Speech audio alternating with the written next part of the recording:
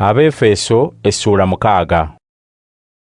Abaana, bazadde bammwe mubawulirenga mu Mukama, kubanga ekyo kye kituufu. Kitaawo ne nnyoko obassangamu ekitiibwa. Kye kiragiro ekisooka ekirimu okusuubiza nti ng'onoobanga obulungi era n'owangaala ku nsi. Mmwe abazadde b'abaana muleme kunyiizanga baana bammwe, wabula mubakuze nga mubagonjula era nga mubayigiriza ebya Mukama. Abaddu, bakama bammwe ab'oku nsi mubassengamu nnyo ekitiibwa era mubawulirenga nga temuliimu bukuusa nga bwe muwulira Kristo. Ekyo temukikola lwa kulabibwa abantu balyoke babasiime, wabula ekyo Katonda ky'ayagala mukikolenga n'omutima gwammwe gwonna ng'abaddu ba Kristo. Muweerezenga n'omutima omulungi ng'abakolera Mukama, so si ng'abakolera abantu. Mumanye nti buli muntu oba muddu oba waddembe, buli kirungi ky'akola Mukama ky'alimusasula.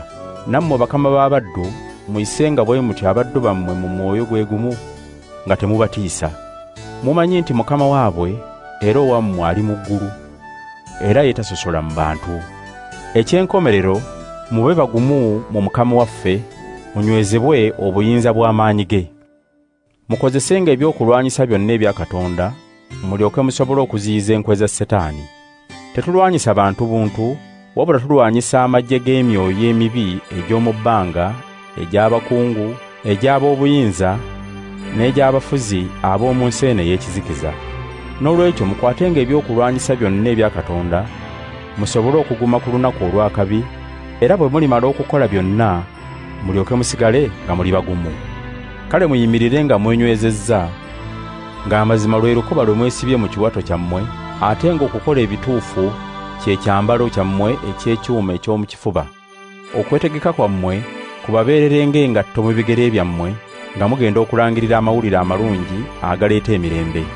Okusinga byonna, okukkiriza kubabeerere engabo eneebasobozesanga okuziyiza obusaale bwonna obw'omuliro obulasibwa omubi.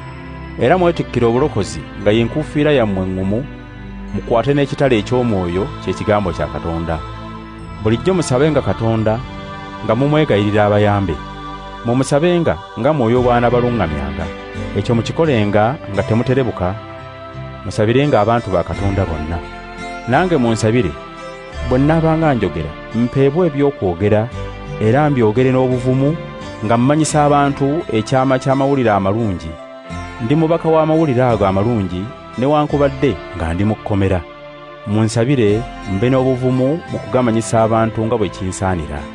Tuukika owooluganda omwagalwa era omuweereza omwesigwa wa Mukama, alibategeeza byonna, mulyoke mumanye ebinfaako ne bye nkola. Mutumye gye muli mulyoke mumanye bwe tuli era abagumye emitima. Emirembe n'okwagala awamu n'okukkiriza ebiva eri Katonda Kitaffe ne Mukama Yesu Kristo bibeerenga n'abooluganda bonna. Katonda akwatirwenga ekisa abo bonna abaagala Mukama waffe Yesu Kristo emirembe n'emirembe.